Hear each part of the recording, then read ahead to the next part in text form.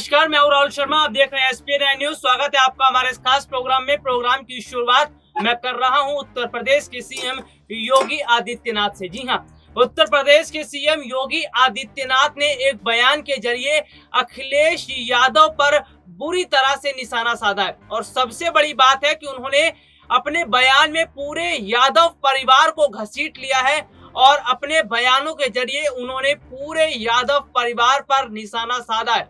दरअसल अगले साल जो उत्तर प्रदेश में विधानसभा चुनाव होने वाले हैं और इस चुनाव को ध्यान में रखते हुए उत्तर प्रदेश के सीएम योगी आदित्यनाथ ताबड़तोड़ रैलियां भी कर रहे हैं और इसके साथ ही साथ वो चुनावी रणनीति बनाने में भी लगे हैं।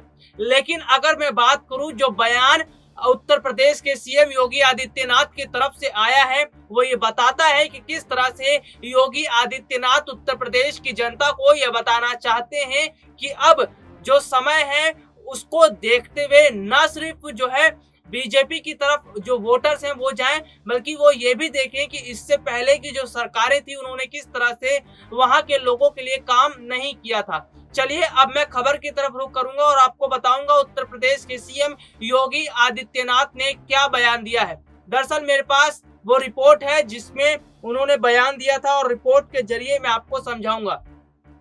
देखिए, उत्तर प्रदेश के सीएम योगी आदित्यनाथ ने बिना नाम लिए जो यादव परिवार की तुलना महाभारत के पात्रों से की है। देखिए, योगी जी ने कहा कि महाभारत के कुछ पात्र थे जिन्होंने युद्ध करके भारत की प्रगति को पूरी तरह बाधित किया था। उसी तरह उन लोगों ने फिर से जन्म लेकर उत्तर प्रदेश के विकास को बाधित किया है। तो आप गौर कीजिए कि क्या कहा है उत्तर प्रदेश के सीएम योगी आदित्यनाथ ने। देखिए, आपको बता दूं कि शनिवार को लोक भवन में आयोजित एक समारोह में नव चयनित खंड शिक्षा अधिकारियों को नियुक्ति पत्र सौंपने के बाद मुख्यमंत्री ने दावा किया कि 4 साल के उनके कार्यकाल में प्रदेश के 4 लाख युवाओं को सरकारी नौकरी मिली है। योगी ने नियुक्ति पत्र पाने वालों से पूछा कि क्या आपने अपने किसी नेता, मंत्री या अधिकारी से सिफारिश आपको अभी तक करनी पड़ी है? लेकिन ये पहले होता था, 2017 के पहले जो स्थितियां थी उससे पहले होता था। और सबसे बड़ी बात अगर मैं बात करूं तो उन्होंने जो उत्तर प्रदेश के सीएम योगी आदित्यनाथ है, जिस तरह से उन्होंने अखिलेश यादव पर बिना अखिलेश यादव का नाम लिए यादव परिवार को पूरा उन्होंने इसमें घसीटा है, तो ये साफ जाहिर होने को यहाँ पर दिखता हुआ नजर आ रहा है कि किस तरीके से उन्होंने महाभारत के पात्रों को ध्यान में रखते हुए पूरे यादव परिवार पर निशाना साधा। देखिए, एसपी प्रमुख अखिलेश यादव के परिवार को आड़े हाथों लेते हुए योगी ने कहा कि कुछ खानदान ऐसे थे जिनको अलग अलग भर्ती आवंटित होती थी। देखिए, फलाना चाचा देखेगा, फलाना भाई देखेगा, फलाना भतीजा देखेगा और ये सब होता था। काका, चाचा, नाना, मामा पहले महाभारत में सुना होगा या 2012 से 17 के बीच में आपने देखा होगा। उन्होंने कहा कि यह महाभारत के वही पात्र हैं, इन्होंने फिर से जन्म लिया है। ये लोग जैसे महाभारत करके भारत की प्रगति को पूरी तरह से बाधित करते थे, उसी तरह से इन लोगों ने फिर से प्रदेश के विकास को बाधित किया है। तो उन्होंने बताया कि उत्तर प्रदेश में पहले एक समय वो भी था जब विकास नहीं हुआ था, जब महिलाएं घर से बाहर निकलने से डरती थी और जब वो समय था जब गुंडाराज अपनी चरम सीमा पर था।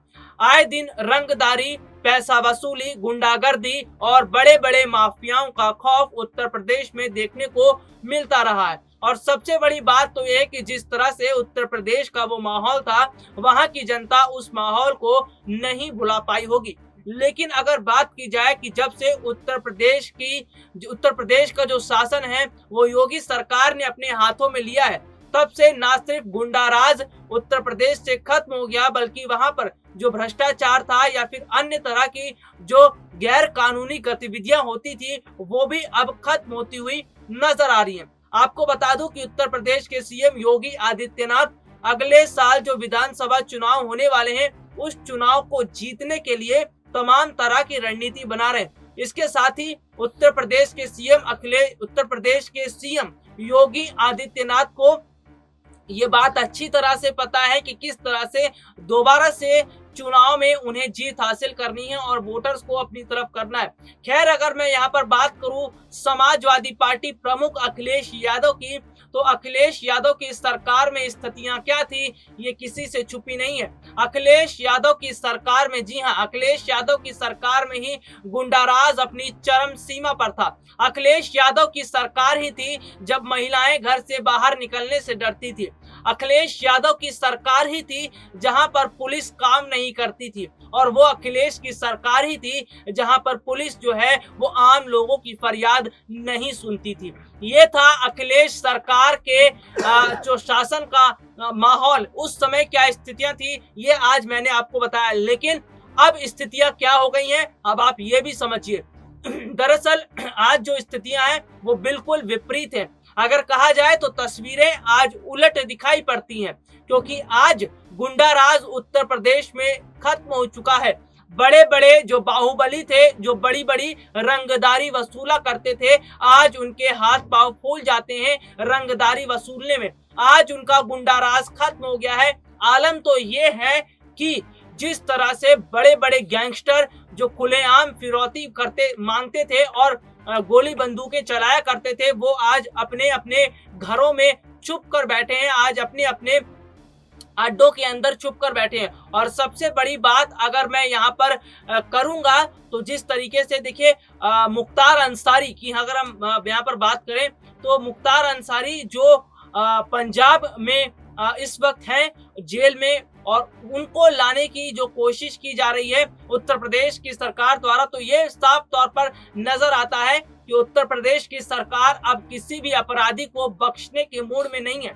और उत्तर प्रदेश की योगी सरकार अब ये चाहती है कि उत्तर प्रदेश में राम राज्य आए और उत्तर प्रदेश की जनता खुशहाली भरी जिंदगी जिए।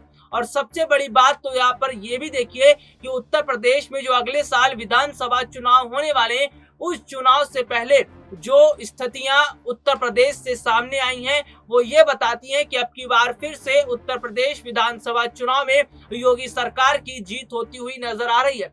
दरअसल ये बात मैं इसलिए भी बोल रहा हूं क्योंकि जिस तरह से आज उत्तर प्रदेश की जनता योगी सरकार के कामकाज से खुश नजर आ रही है, और जिस तरह से आज उत्तर प्रदेश में विकास देखने को मिल रहा है, आज उत्तर प्रदेश के अंदर माहौल बहुत ज्यादा बदल चुका है, तो ये सारी स्थितियां बताती हैं कि वाकई में उत्तर प्रदेश के लोगों को जो चाहिए था वो योगी सरकार के द्वारा मिल गया है। हालांकि अगर बात की जाए तो थोड़ा किसान नाराज हैं, और युवा जो है उन्हें जो बेरोजगार हैं उन्हें रोजगार के लिए अवसर दिए जाने चाहिए। अगर योगी सरकार किसानों को मनाती है, युवाओं को रोजगार के लिए आगे लेकर आती है, रोजगार के नए अवसर पैदा किए जाते हैं उत्तर प्रदेश में, तो जाहिर सी बात है कि उत्तर प्रदेश में जो स्थितियां बनेंगी वो वाकई में बहुत अच्छी बनेंगी। फिलहाल की मैं अगर बात करूं तो उत्तर प्रदेश में योगी सरकार जिस तरह से काम काज कर रही है, और बाकायदा योगी आदित्यनाथ जिस तरह से उत्तर प्रदेश को राम राज्य बनाने की जो कोशिश कर रहे हैं, वो कोशिशें तारीफ के काबिल है।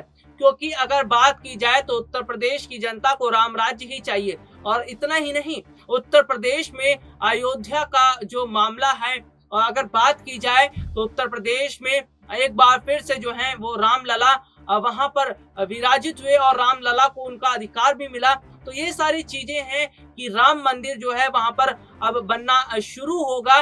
तो ये सारी चीजें भी हैं उत्तर प्रदेश के लोगों के लिए। उत्तर प्रदेश के लोग खास तौर पर इस बात का बहुत सालों से इंतजार कर रहे थे कि आखिरकार कब उत्तर प्रदेश के अंदर जो है भगवान जो राम है उनका दोबारा से वहां पर मंदिर बनेगा और भव्य मंदिर बनेगा।